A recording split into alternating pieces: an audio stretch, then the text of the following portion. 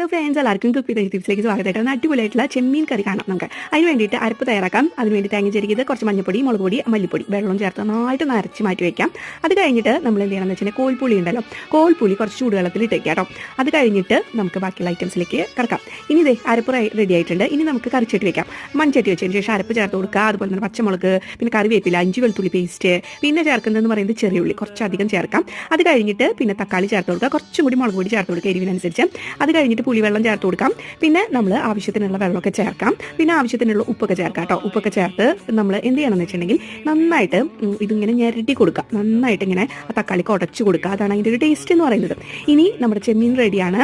ഇനി ഇത് നമുക്ക് നന്നായിട്ടൊന്ന് എന്താ പറയുക, തിളയ്ക്കാനായിട്ട് വെക്കാം. അപ്പോൾ തന്നെ കുറച്ച് നമ്മുടെ ഉലുവയുണ്ടല്ലോ അതും കൂടി ചേർത്ത് കൊടുക്കാം. പൊടിയായാലും കുഴപ്പമില്ല. നന്നായിട്ട് തിളച്ച് പരുവപ്പെട്ട് വരുമ്പോൾ മാത്രം നമ്മൾ അതിലേക്ക് ചെമ്മീൻ ചേർക്കാം. നന്നായിട്ടൊന്ന് വേവിച്ചെടുക്കാം. അത് കഴിഞ്ഞിട്ട് നന്നായിട്ട് ആവശ്യത്തിനൊക്കെ വറ്റിച്ചെടുക്കാം. അത് കഴിഞ്ഞ് ചെറിയ ഉള്ളി വെളിച്ചെണ്ണയിൽ മൂപ്പിച്ച് ഇതിലേക്ക് ചേർത്ത് കഴിഞ്ഞാൽ അടിപൊളി കറി